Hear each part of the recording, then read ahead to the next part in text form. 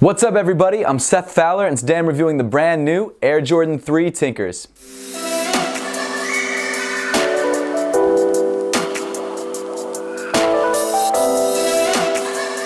Thank you guys so much for tuning in today. Make sure to subscribe if you haven't yet and want to see more reviews just like this one. Really quick before I get into the video, I've got a couple shout outs. The first is for Reshoevn8r for sponsoring this video. Reshoevn8r is my go-to for all my sneaker cleaning needs. They provide a wide range of sneaker cleaning products, pretty much anything that you'd ever need. Yo, I need a sneaker cleaner for all my go-to sneaker cleaning needs. Is there anything you'd recommend? Reshoevn8r. Oh, thanks. Where can I purchase that? Reshoevn8r.com, link in the description. Awesome. There you go, use discount code Seth. The second shout out is to my man Edwin, the son of some man. He's the one who actually made this pair available for me to review. Somehow he always gets lucky on the sneakers app. It's really kind of frustrating, but it is what it is. But you should definitely check out his channel, the son of some man. Again, I'll link that in the description below. He'll be doing a great review of this sneaker as well, and he probably will be doing it on foot, so make sure to check that out. But this year, Jordan Brand is trying something a little bit different by creating a special edition version of the Air Jordan 3. This version of the sneaker is dubbed the Tinker, and that's because the sneaker is actually based on Tinker's original sketch for the Air Jordan 3 and features some details that didn't make it onto the final production model. Details such as the Nike swoosh and the Nike branding on the lateral side. Some people love the way these details look, some people don't. Other people just like the shoe because it's hype. I personally don't mind the details, and I think they're actually a really cool way of telling the story of the sneaker. And I actually also gave some of my thoughts on the Tinker Air Jordan 3s on my JTH review from a couple weeks ago. Make sure to check that out if you haven't yet. The link will be at the top of the screen. But without further ado, let's jump right into the sneaker. Here it is, the Air Jordan 3 Tinker.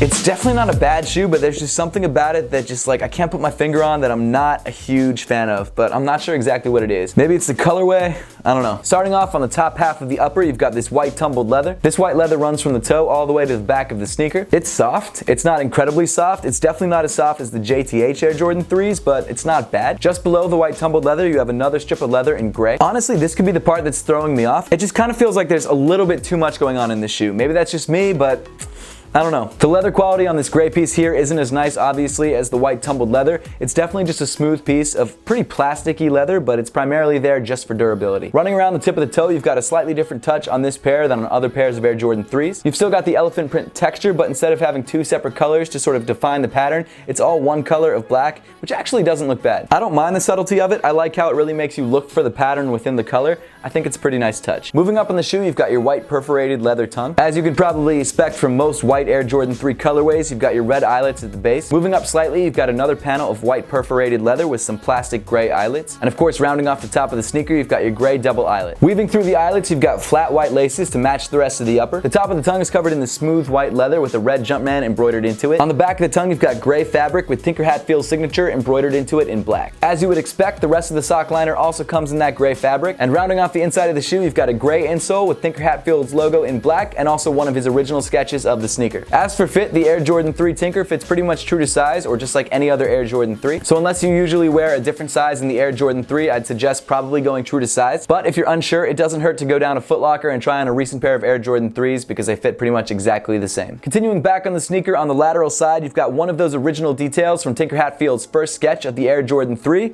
The swoosh. I really didn't mind the Nike swoosh on the JTH version of the shoe because it sort of blended into the upper because it was also white. On this pair, it's a little dark. It's kind of a lot, but it's not the worst thing in the world. And like I said, I really like the history behind the sneaker, so I definitely don't mind the touch. On the medial side, however, you don't have the Nike swoosh. Instead, you have this Nike branding embroidered into the upper in gray. Continuing even farther back, you've got more elephant print in black on the heel cup. And moving to the back of the sneaker, you've got your heel tab in red with the coveted Nike Air branding. Moving down the shoe, you pretty much get to a standard Air Jordan 3 midsole. The upper half is painted in semi-gloss black, whereas the bottom half is painted in matte white. One thing that I've noticed on this pair is that there's a couple of factory flaws, which is kind of interesting. And this is a pair from the sneakers app, so that's also kind of frustrating. For example, some of the white on the midsole kind of bleeds up onto the black. And on the right shoe, there's a little bit of creasing on the toe and some holes punched into the upper that are really small, but still a little frustrating. I mean, it is what it is. Not every shoe can be perfect, but you'd think coming directly from Nike, they'd be in better condition. Finally, moving to the bottom of the shoe, you've got your standard Air Jordan 3 outsole in white, gray, and red. And of course, you've got your Nike branding in red on the heel. Overall, the Air Jordan 3 Tinker is definitely a solid shoe. The colorway may not be for everyone. I actually don't mind it, especially the more that I have it in hand. There's definitely some interesting design details that call back to the history of the shoe, and also this blacked out elephant print, which I thought was another interesting touch. As I'm sure you know by now, the shoe did sell out, so if you're trying to grab a pair of these for yourself, you're probably gonna have to pay resale. Unfortunately, like I said before, we can't throw the shoe on foot to check it out, but I will be getting a pair of the JTHs in my size, so I'll definitely be doing an on-foot video of those as soon as those come in. That pretty much wraps up the video for today, guys. Make sure to leave a comment in the comment section down below letting me know what you think of the Air Jordan 3 Tinkers and whether you're planning to pick up a pair for yourself. And as always, guys, thank you so much for watching. Please make sure to give this video a big thumbs up if you liked it. Subscribe to me, Seth Fowler, if you want to see more content